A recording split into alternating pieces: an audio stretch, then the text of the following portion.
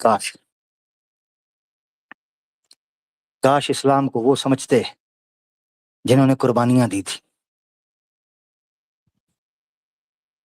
मुझे याद है आज भी मेरी आंखों के सामने फारस की उस हसीन सरसब्जो शादाब जमीन पर मैं उस नौजवान को आज भी मुस्कुराता हुआ देखता हूँ जो अपने वालिद की दौलत पे शायद नाज करता हो। उस वक्त वो दौलत उसके लिए दुनिया का सरमाया हो। मैं उस नौजवान को देखता जो अपनी जवानी के दिनों में ऐसे ख्वाब देखता हो जो किसी गरीब के बच्चे ने कभी ना देखे हों। मैं आज फारस की जमीन पर उस बाप को देखता हूँ जो अपने बच्चे के अंदर अपने मुस्तकबिल को देखता है।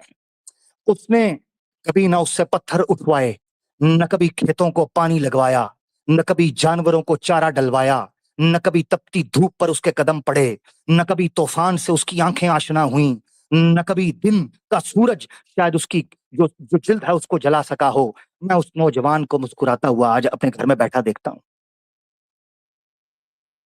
मगर एक दिन बाप ने कहा, बेटा तबीयत बोझल है, कमजोर,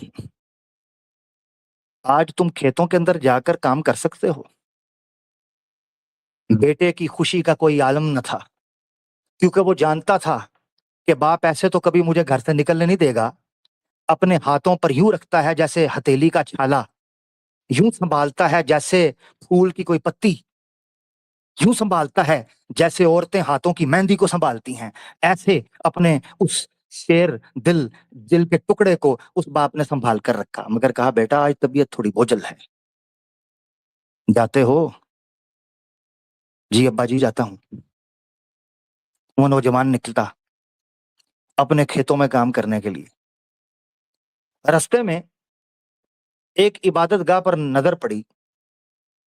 वहां चंद लोगों को इबादत करते हुए देखा। नौजवान से रहा ही ना गया। उसने कहा, ये कौन से लोग हैं, किस तरह की इबादत करते हैं, कि क्या है? वहां रुक गया, खिड़की से झांकने लगा।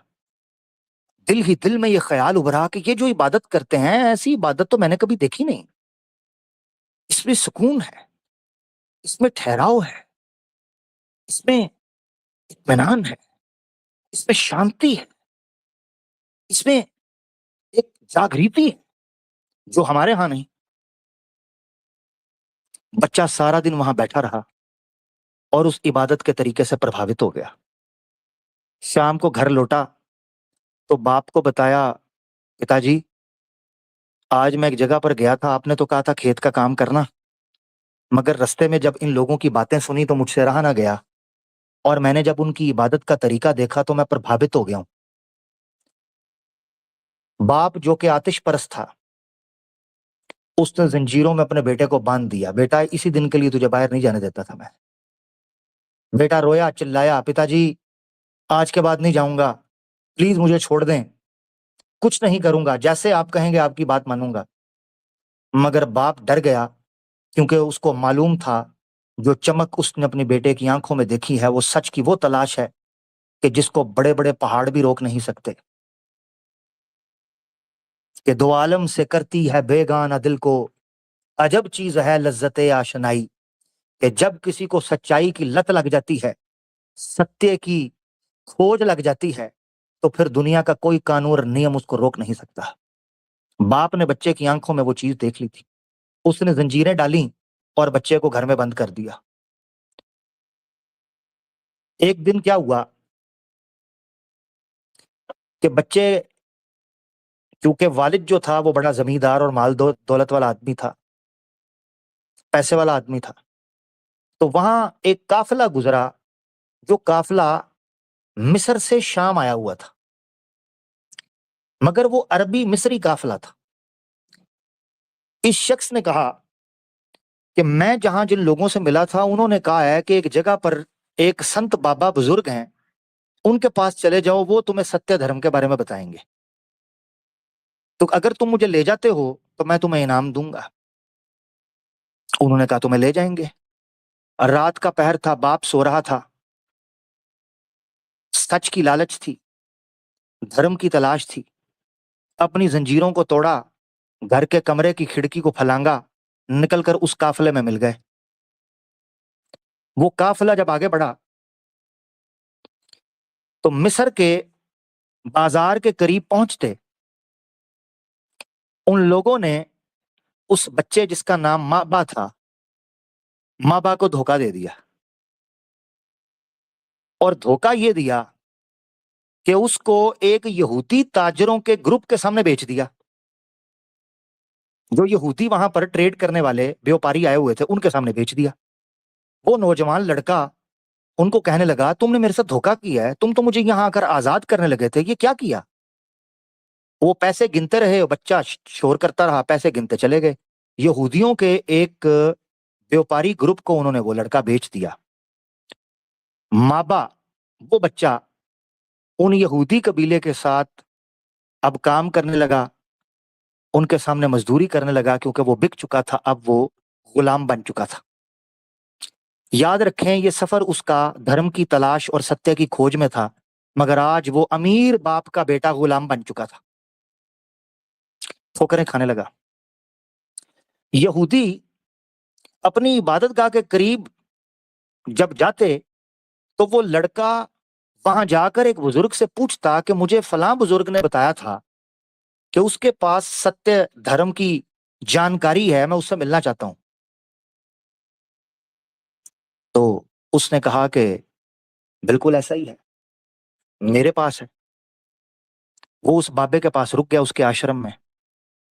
जब उस बाबा के पास आश्रम में रुका तो चंद महीने के बाद उसको पता चला कि ये बाबा तो है बड़ा धोखेबाज है, ये तो लोगों का माल लूटता है, पाखंडी है। तो हुआ ये कि जब वो बाबा मरने लगा ना, तो ये जो माबा लड़का था इसने शोर डाल दिया। इसने कहा, तुम इसको बड़ा संत समझते हो, ये तो धोखेबाज पाखंडी आदमी है, फ्रॉडी आदमी है, तुम इसको क्यों अच्छी जगह पर दफना रहे हो? उन्होंने कहा, तेरे पास क्या प्रमाण है कि यह पाखंडी है? तेरे पास क्या सबूत है? उन्होंने कहा, मैंने इसको एक बार रात के पहर में सोने के मटके जमीन में गाड़ते देखा था, जो सोना तुम भगवान को चढ़ाते हो ना, ये चोरी कर लेता था। ये देखो, इसने अपना खजाना छुपा के रखा हुआ है। उन्होंने जब जाके कन्फर्म किया तो माबा की बात, बच्चे की सही बात निकली। उसने कहा, वाकई यार, ये तो पंडित ने यहाँ पर सोना छुपा के रखा हुआ है, बड़ा पाखंडी आदमी है। वो सोना निकल आया। उनके दिल में बच्चे की इज्जत बढ़ गई, ये बच्चा सच्चा है। बाद में वहां पर उन्होंने एक और संत बाबा जी को लगाया। वो माबा बच्चा उस बाबे की खिदमत करना शुरू हो गया।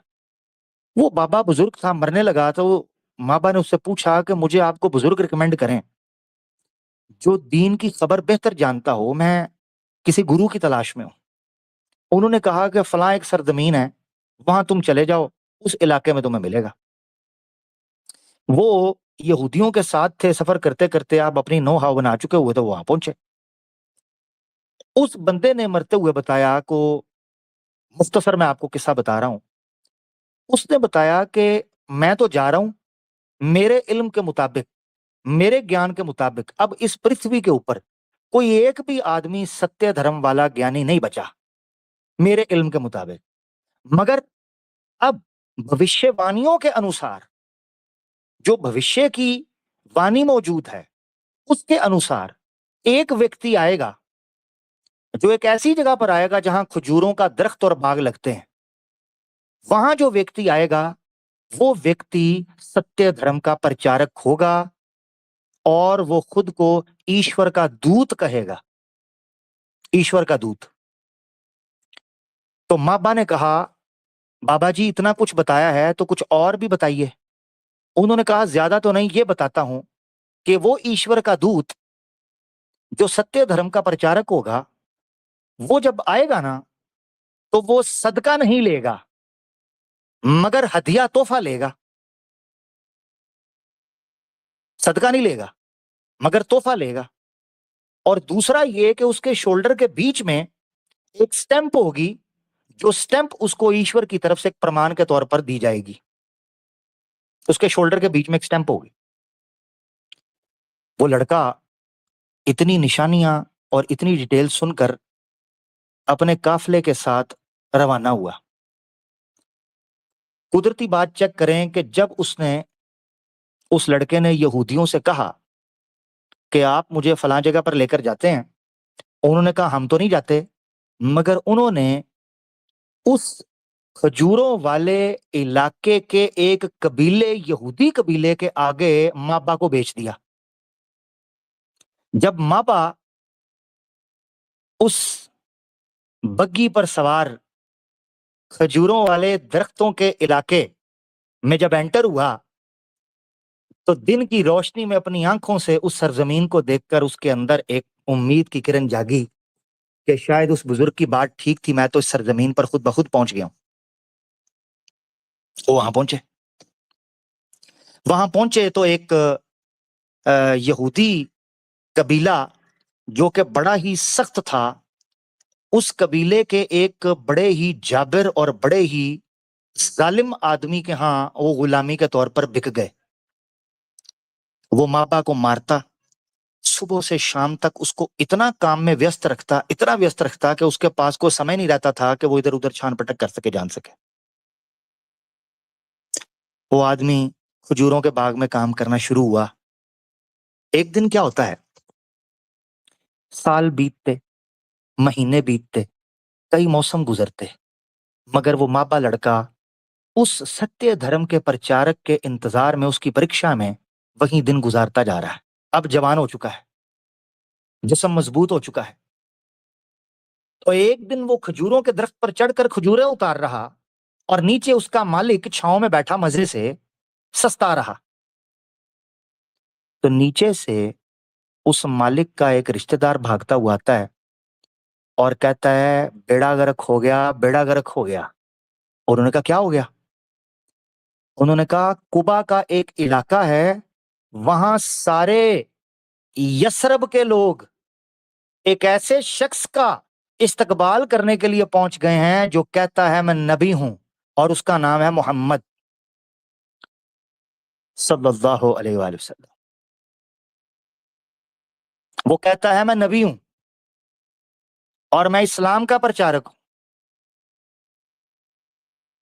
مابا جو کھجور کے اس تنے پر سوار کھجور اتار رہا تھا، جیسے ہی اس نے یہ خبر سنی اس کی خوشی کا کوئی عالم نہ تھا. وہ کہتا ہے میں اس قدر کپ کپایا، اس قدر تھر تھرایا کہ قریب تھا کہ میں اس درخت سے نیچے گر کر زخمی ہو جاؤں. میں نے اپنے آپ کو سنبھالا اور ہلکے ہلکے میں اس درخت سے نیچے اتر کر تجسس کی حالت میں نے اپنے مالک سے پوچھا کہ یہ کیا خبر دیتا ہے، کون آیا ہے، مجھے بھی تو بتائیں.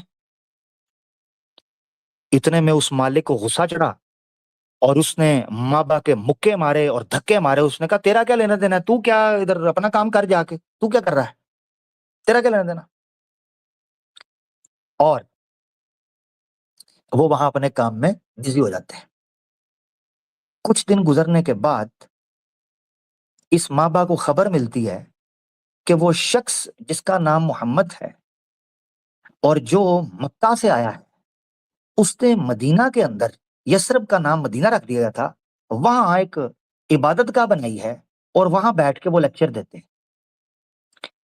اب مابا کا یہ ٹائم تھا کہ وہ اس بابا اور سنت کی بتائی ہوئی بھوشیہ وانیوں کو پورا کرتا.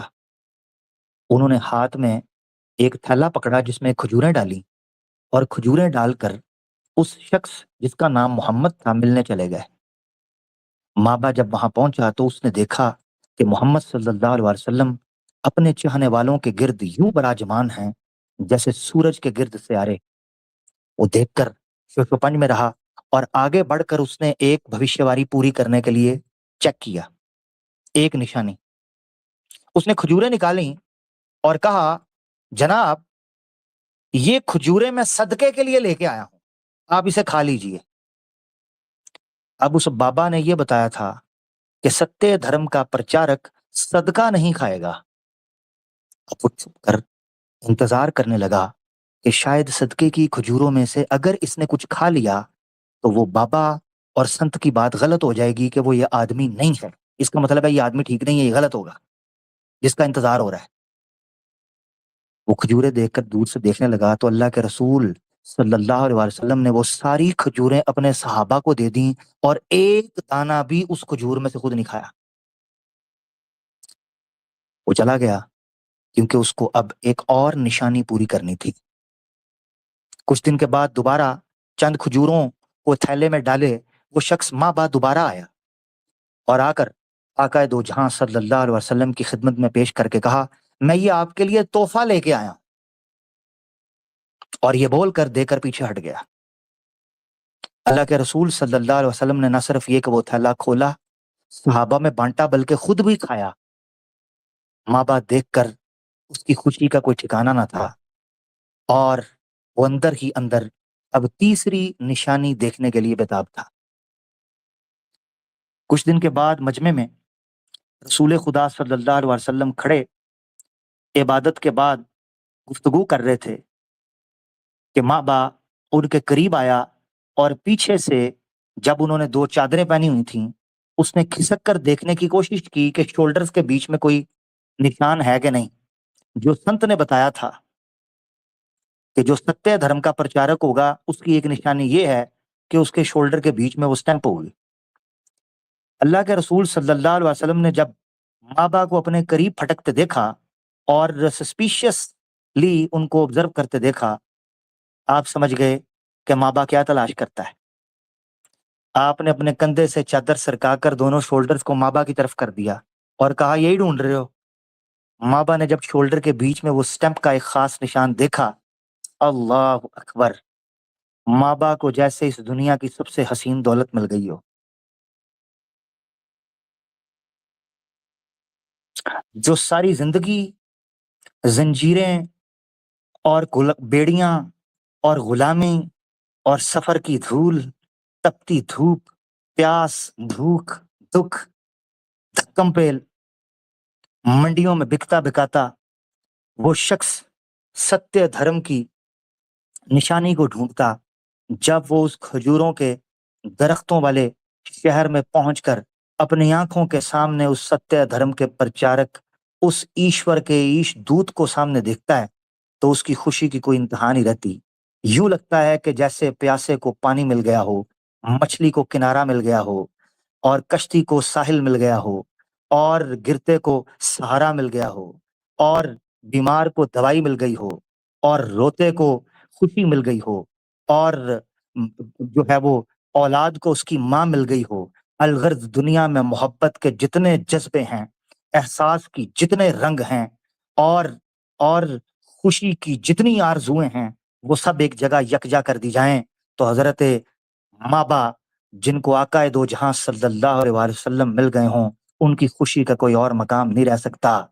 आप रोए, आप गिड़गिड़ाए, आप कदमों में गिरे, और आपने कहा, रसूलुल्लाह सल्लल्लाहु अलैहि वसल्लम, आप ही वो शख्सियत थे जिसकी तलाश की खातिर माँ बाप हर माबद खाने से गुजरा, हर उकूबत खाने से भी गुजरा, हर मट का तख्ता बना, हर रस्ते का जो है वो रोड़ा बना, और हर आका की गुलामी की, और उसके बाद आज इतने सालों के बाद वो तड़पता हुआ वो नौजवान जो कभी अपने बाप की गुलामी से है जवानी के टाइम पर निकला था, मगर आज अल्लाह अकबर, आज वो अपनी उम्र के उस हिस्से में है कि रसूलुल्लाह सल्लल्लाहु अलैहि वसल्लम पर ईमान ला रहा है और एक कड़ियल जवान बन चुका है। नबी पाक सल्लल्लाहु अलैहि वसल्लम ने जब आपकी दर्द भरी कहानी सुनी, आपने माँ बाप को अपने सीने से लगाया और अपने घर का फर्द कहा। आज उस शख्स को हम हजरत सुलेमान फारसी रजी अल्लाह अन्हु के नाम से जानते हैं कि आका दो जहां सल्लल्लाहु अलैहि वसल्लम ने कहा था इनके कंधे पर रखकर कि अगर लव कानल ईमान बिस्सुरैया, अगर ईमान सुरैया सितारे पर भी चला जाता तो इस जैसे लोग ईमान को वहां से भी खींच कर ले आते।